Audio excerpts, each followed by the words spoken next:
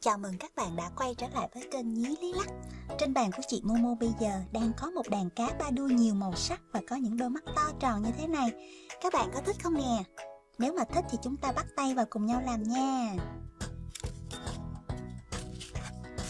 Ở đây chị Momo sẽ sử dụng giấy hình vuông có cạnh là 15 cm.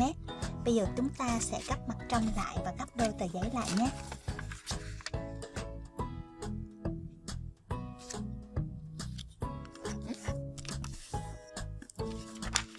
Tương tự như vậy chúng ta cũng sẽ gấp đôi tờ giấy cho cạnh đối diện.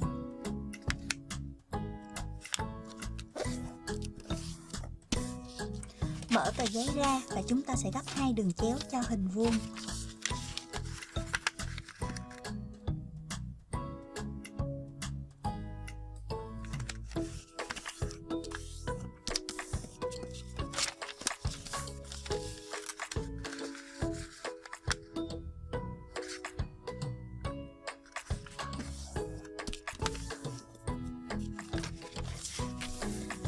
Tiếp theo chúng ta sẽ gấp cạnh dưới của hình vuông vào điểm chính giữa nhé.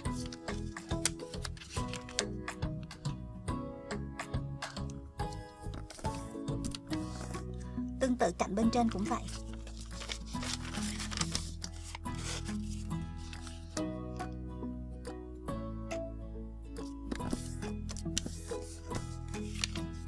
Chúng ta có một hình chữ nhật như thế này. Các bạn tiếp tục gấp cạnh dưới của hình chữ nhật vào đường chính giữa nha.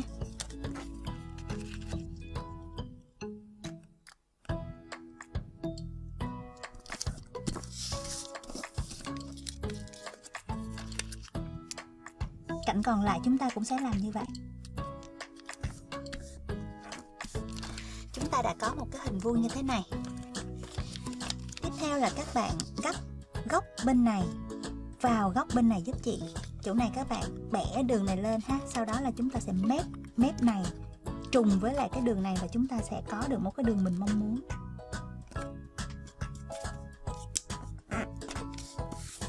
Tương tự bên này cũng vậy, chúng ta sẽ bẻ xuống.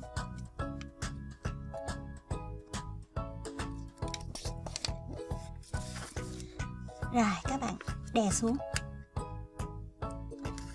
và chúng ta vuốt sao cho các đường nó khớp với nhau là được.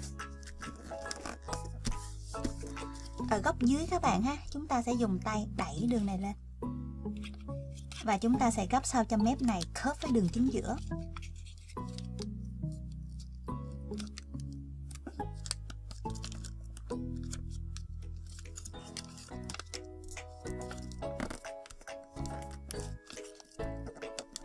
Bên phải cũng vậy.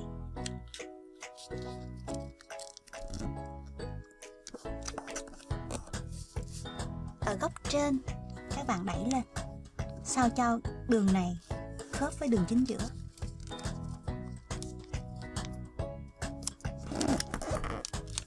Bên phải cũng vậy, mình đẩy lên.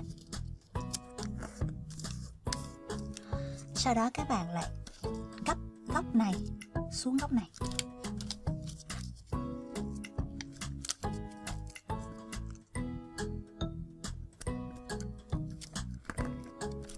Bên phải cũng vậy, gấp góc này xuống góc bên này.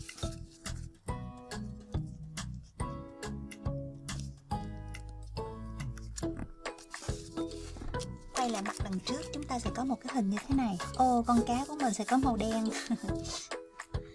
Rồi, tiếp theo là chúng ta sẽ gấp góc bên này vào điểm chính giữa đây nhé.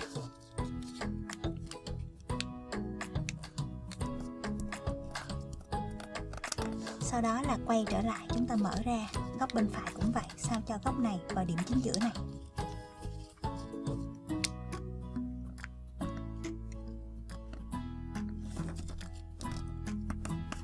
Mở ra.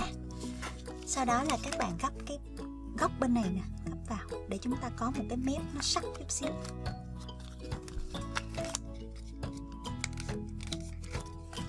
Rồi các bạn ha, như vậy là chúng ta đã có một cái đường như vậy nè.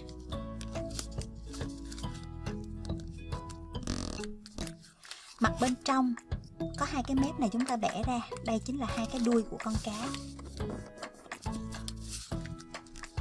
Ở đây các bạn để ý là ở trong nó như vậy, chúng ta có thể là luồn tay vào đây ha. Các bạn đẩy ở trên này xuống. Chỗ này nó hơi khó có hình đẹp, cho nên là chúng ta tạm đẩy như vậy và quay về mặt trong. Các bạn khớp sao cho cái đường này và cái đường này nè nằm trên một đường thẳng. Sau đó chúng ta quay lại chỉnh ở đằng trước. Rồi như vậy là chúng ta đã hoàn thành đuôi của con cá rồi. Bây giờ chúng ta tiếp theo là gấp mắt cho con cá nhé. Các bạn gấp mép này xuống đường này giúp chị.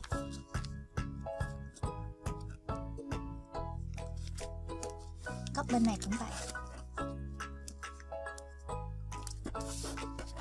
Ở mặt trong các bạn có một cái mép như vậy đúng không? Mình sẽ đẩy lên. Bên phải cũng vậy, đẩy lên.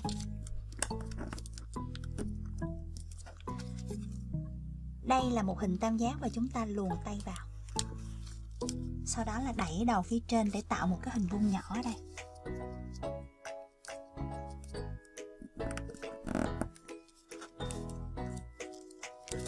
Bên phải cũng vậy các bạn ha. Mình sẽ luồn tay vào.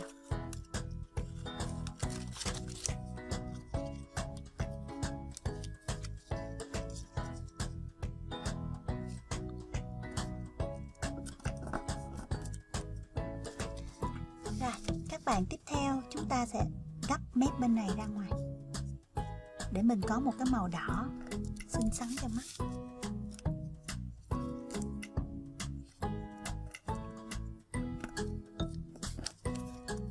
Ok, như vậy là chỗ này nó sẽ thừa nè các bạn ha. Bên này cũng vậy cho nên chúng ta sẽ gấp vào. Các bạn gấp mép bên này và ở dưới đây chúng ta sẽ canh sao cho đường mép trên này và ở đây có một đường thẳng thì các bạn giữ ở dưới lại và giữ đầu ở trên. Chúng ta sẽ vuốt đường ở giữa xuống là được. Như vậy. Phía bên phải cũng vậy.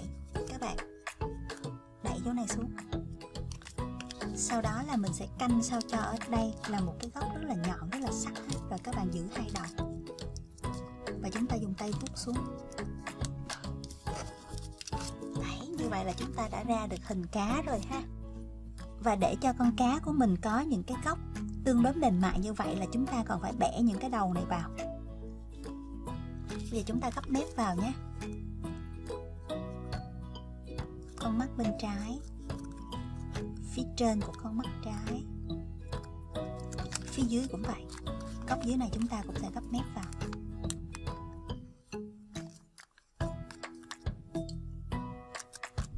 Rồi, con mắt phải chúng ta cũng làm tương tự nha.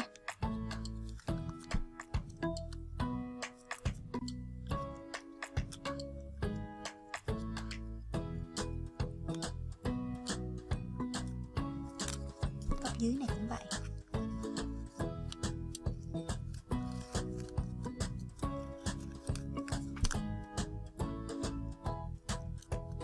Chúng ta cắt thêm 2 mép bên này nữa nha các bạn.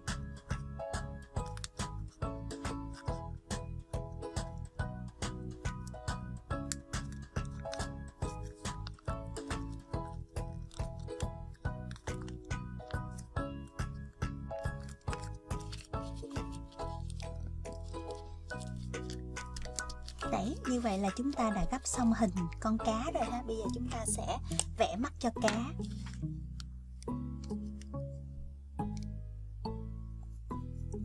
Con cá ba đuôi có mắt rất là to cho nên các bạn cứ vẽ to vào nhé.